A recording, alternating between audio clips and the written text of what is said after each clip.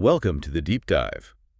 Imagine building this huge cathedral, right, on tradition, faith, centuries of power. Yeah, a massive structure. And then you find out parts of the foundation, the bedrock, were actually well forged. Exactly. And that's kind of what we're digging into today, this surprising, often really contentious story of how power and authority worked out in the early Christian church. It sounds like a journey. Oh, it is. We'll unpack how the Bishop of Rome's role changed, evolved over time, the big debates in the early church councils, and, yeah, the pretty startling impact of certain documents. Documents that weren't even real? Some of them completely fabricated, and they played a huge role in shaping Christianity, especially, that eventual split between East and West. So our mission today, basically, is to give you a shortcut through all this complex history and maybe uncover some surprising aha moments along the way. Definitely.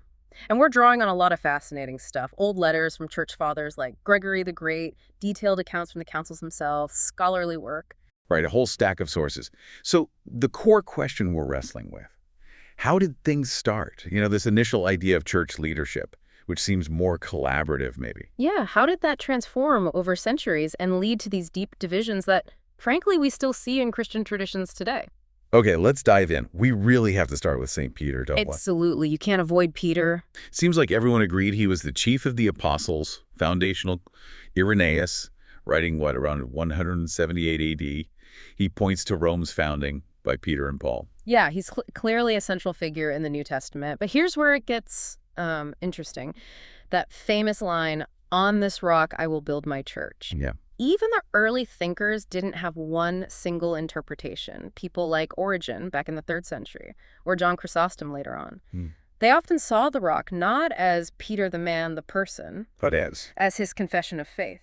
The statement he made about Jesus. Wait, really? So the rock wasn't necessarily Peter himself? Oh. That's huge. It is. It suggests the authority isn't just tied to one guy, one office, but maybe to the faith itself, something shared. Okay, so that changes things. It's not the clear single leader model you might just assume.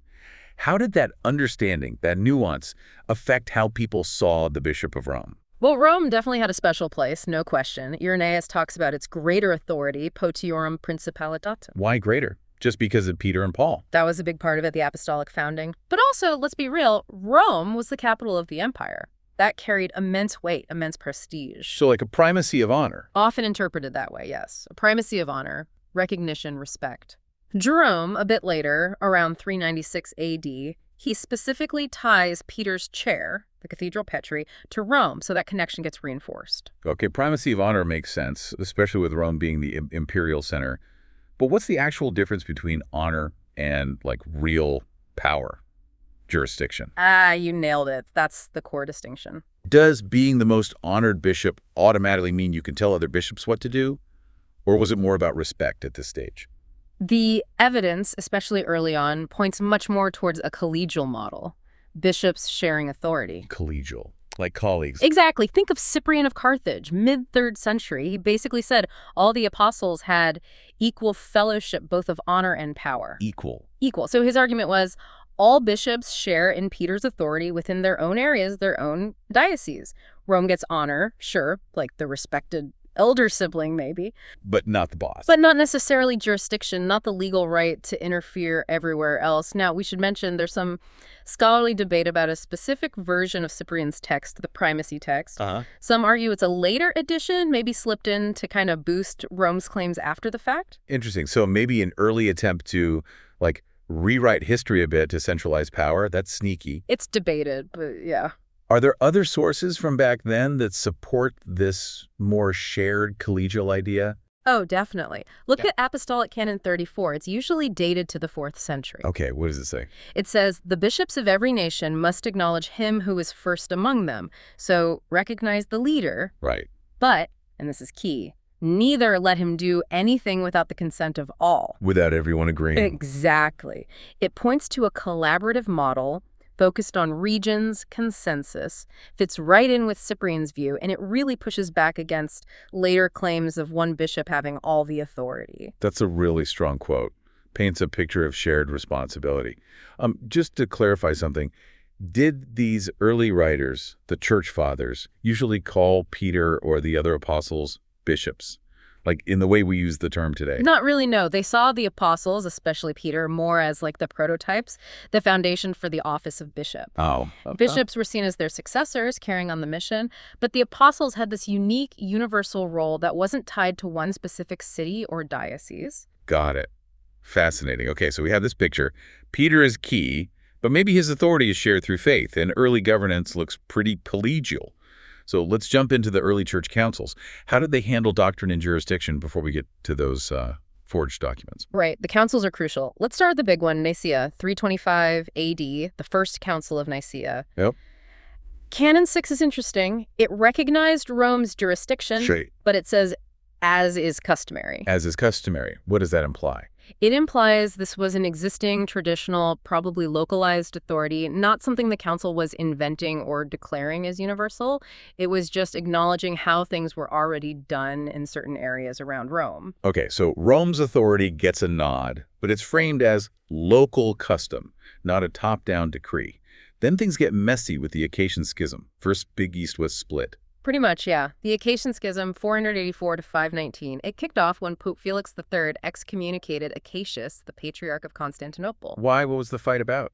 It was over something called the Hanaticon, basically an attempt by the emperor to create a theological compromise to unify different factions. Ah, imperial meddling. Exactly. So you've got the Pope pushing back against an imperial theological formula. You see secular power and papal authority clashing, leading to a major break. And when they finally reconciled with the formula of Hormisdas in 519, that wasn't straightforward either, was it? There were like two versions. You remembered, yes. The Latin version, which Rome really promoted later, had these incredibly strong papal claims. Stuff like the Apostolic See, meaning Rome has always kept the Catholic religion unsullied. Okay, sounds pretty self-congratulatory. And that in Rome resided the whole true and perfect security of the Christian religion. Very strong stuff. But evidence found later in the record of another council, Constantinople IV in 869, shows a Greek version of that same formula. And it basically leaves out those explicit papal claims. Whoa. So the East agreed to a version that didn't have all that language about Roman supremacy. Seems like it. It really highlights how differently East and West understood Rome's authority, even when they were trying to patch things up. The seeds of difference were definitely there. That's a critical detail.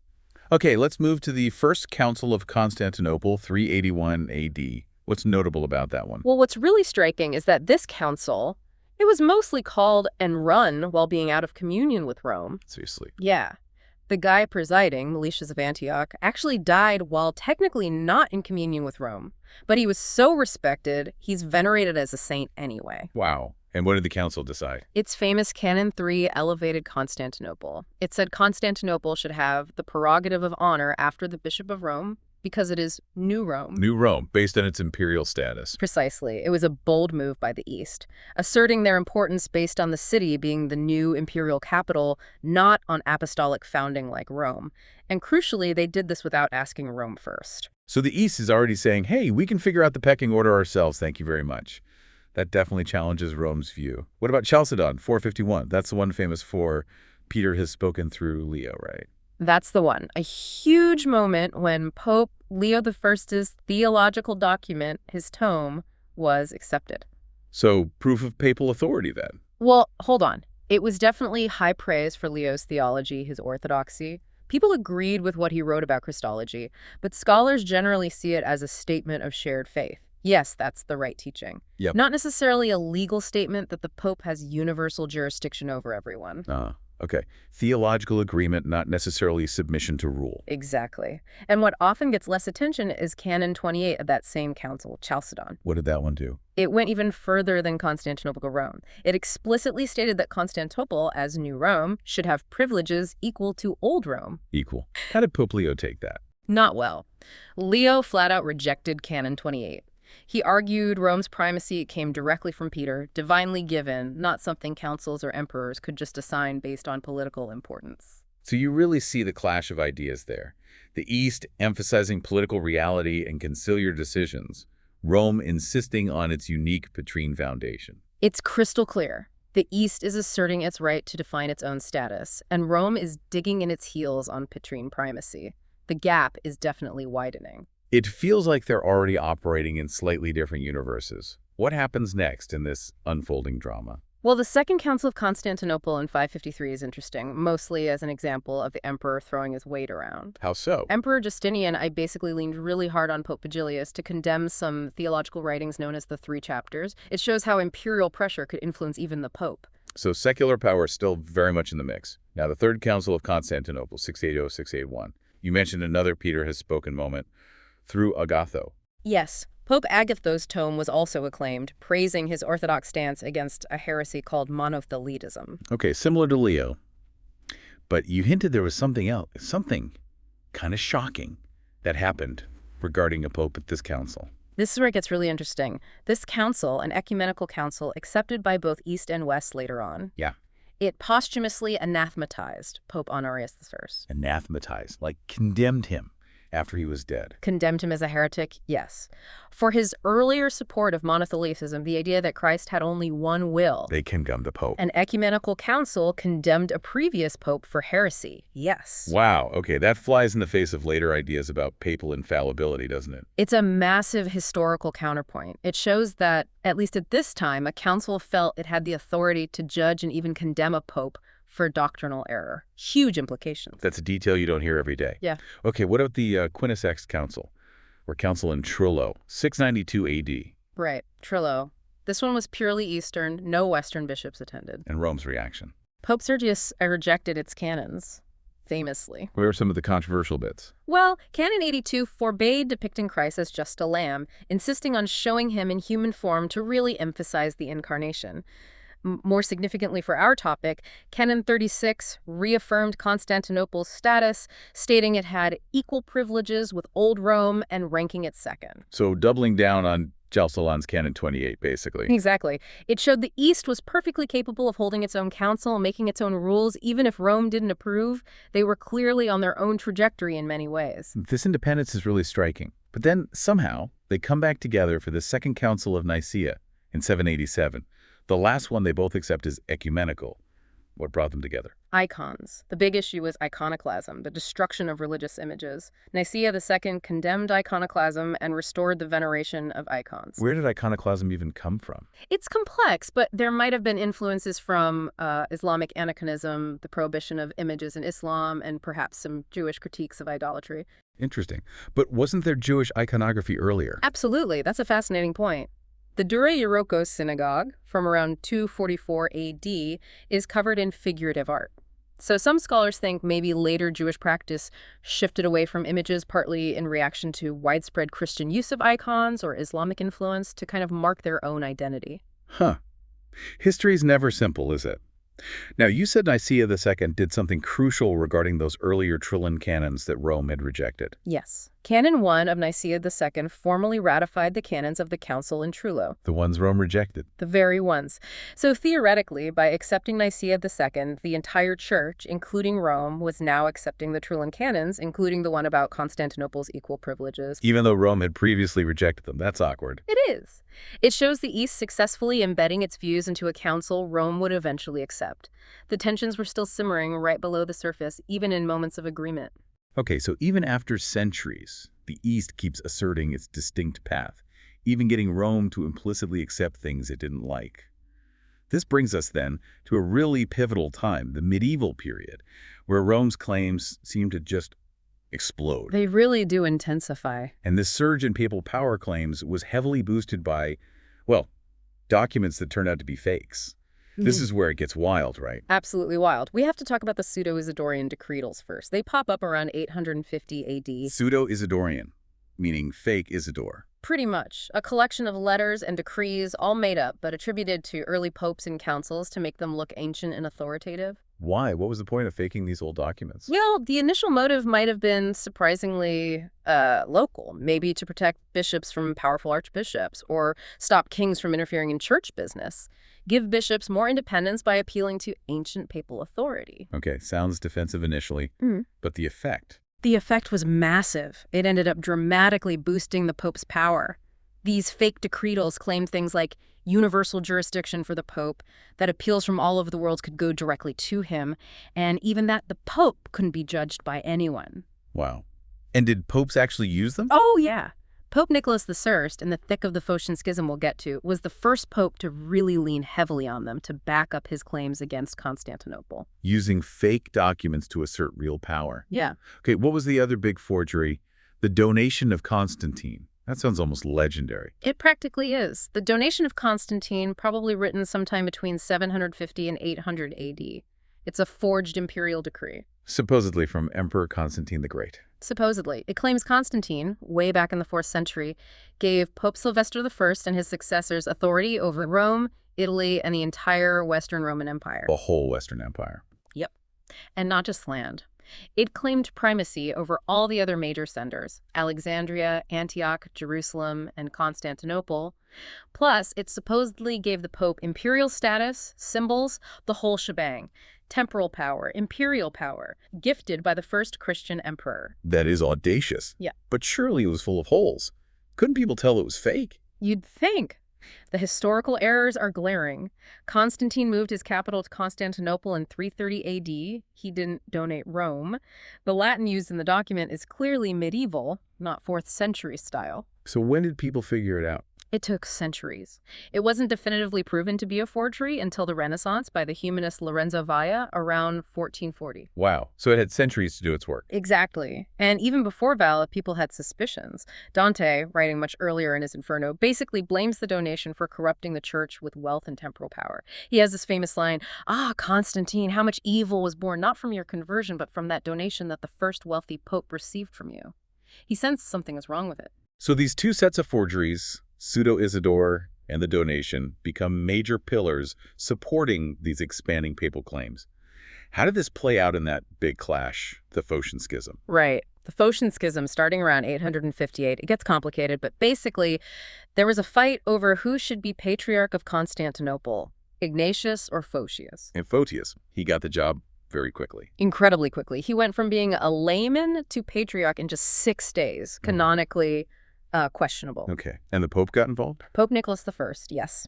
He intervened forcefully. He refused to recognize Photius, sided with Ignatius, and even excommunicated his own legates who had apparently been bribed in Constantinople. Strong move. And Nicholas made that bold statement we mentioned. Emperors need popes, but popes don't need emperors. And remember, crucially, Nicholas was the guy relying heavily on those pseudo-Isidorian decretals to justify his authority to intervene like this. He was using the forgeries as leverage. So the forgeries are directly fueling the conflict. And this led to competing councils, didn't it? Yeah. This is where the history books really start to diverge. Precisely. First, you get the Fourth Council of Constantinople in 869-870. This one sided with Rome and Pope Nicholas. It condemned Photius. And its canons reflected this pro-papal stance. Absolutely. Canon 21 is key. It basically stated that the Pope, the See of Peter, has the right to judge everyone, and his decisions are final. That sounds an awful lot like the claims in the pseudo-Isidorian decretals, doesn't it? It really does, straight out of the forger's playbook. But that wasn't the end of the story. Not at all, because then, about 10 years later, you get another council in Constantinople, 879-880. This is the one the Eastern Orthodox Church often considers the true Eighth Ecumenical Council. Okay, what happened at this one? This council, largely Eastern but importantly, with legates from the new Pope, John VIII, participating and agreeing. Wait, Rome agreed to this one? Pope John VIII's legates consented, yes. This council reversed the previous one. It reinstated Photius as patriarch, and significantly, it reaffirmed the original Nicene Constantinopolitan Creed without the Filioque clause. The Filioque, that controversial bit about the Holy Spirit proceeding from the Father and the Son. Exactly. The West had started adding it. The East objected strongly. This council upheld the original version without the Filioque, and Rome's legates agreed at the time. So for a moment there, it looked like reconciliation on Eastern terms. Rome seemed to accept the reinstatement of Photius and the original creed. It certainly looked that way in 880. Rome, through his legates, consented. But then Rome changed its mind. This is where it leads towards the final break. This is the absolutely critical turning point leading towards 1054. Later on, particularly during the Gregorian reforms in the 11th century, Rome performed a historical U-turn. How so? It effectively disowned its previous acceptance of that 879-880 council. Instead, it decided to champion the earlier, strongly pro-papal 869-870 council as the true Eighth Ecumenical Council for the West. Why? Just because it was more pro-papal? Largely, yes. That Canon 21, asserting Rome's ultimate judicial power, was incredibly useful for the popes aiming to centralize authority during the Gregorian reform. They essentially chose the history that best suited their current agenda, even though their predecessors had agreed to the opposite outcome. Wow. Rewriting your own history to fit the narrative. And this feeds into Pope Gregory VII and his famous Dictatus Papae, around 1075. Directly. The Dictatus Papae, this list of 27 propositions, is like the ultimate statement of papal supremacy. What kinds of things did it claim? Just things like, only the Pope can rightly be called universal. He alone may use the imperial insignia. He may depose emperors. His sentence is not to be reviewed by anyone. Sound familiar? It sounds exactly like the claims from both the Pseudo-Isdorian Decretals and the Donation of Constantine. Bingo. Gregory VII, almost certainly unaware these documents were forgeries, was essentially enacting their claims. He famously did depose Emperor Henry IV, literally acting out the fantasy granted to the Pope in the forged Donation of Constantine. He was building real political power on fake historical foundations. So how does this all culminate in the actual break, the Great Schism of 1054? Did forgeries play a direct role in that final moment? A tragically direct role. When the final confrontation happened between Pope Leo IX's representative, Cardinal Humbert, and the Patriarch of Constantinople, Michael Cerularius, in the heated arguments and accusations flying back and forth, Cardinal Humbert explicitly cited the Donation of Constantine in his communications with the Patriarch. He used the forgery in the showdown. He did. He threw this known to be problematic, actually forged document, claiming vast papal power, right into the middle of an already explosive situation. It massively inflamed tensions, contributed directly to the mutual excommunications, and helped slam the door shut between East and West. The forgery was weaponized at the critical moment. That is just stunning. A split that lasts 1,000 years, partly fueled by a known fake. So this leaves us with these two diverging paths, these different histories. Completely different narratives. The Eastern Orthodox Church accepts the first 7 councils, plus that Phocian Council of 879-880, which Rome later rejected. From their perspective, Rome's later claims, based on forgeries and this historical revisionism, represent a departure from the early, more collegial church. The Roman Catholic view. The Roman Catholic Church, influenced by the Gregorian reform and later developments, continues to count that pro-papal council of 869-870 as its 8th ecumenical council. Its understanding of papal authority, while evolving, still bears the imprint of the claims solidified during that medieval period, claims that were, unknowingly at the time, bolstered by those forgeries. Even after the forgeries were exposed in the Renaissance, their influence on the structure and claims of papal authority lingered, arguably impacting later doctrines like papal infallibility defined at Vatican I. Wow, okay.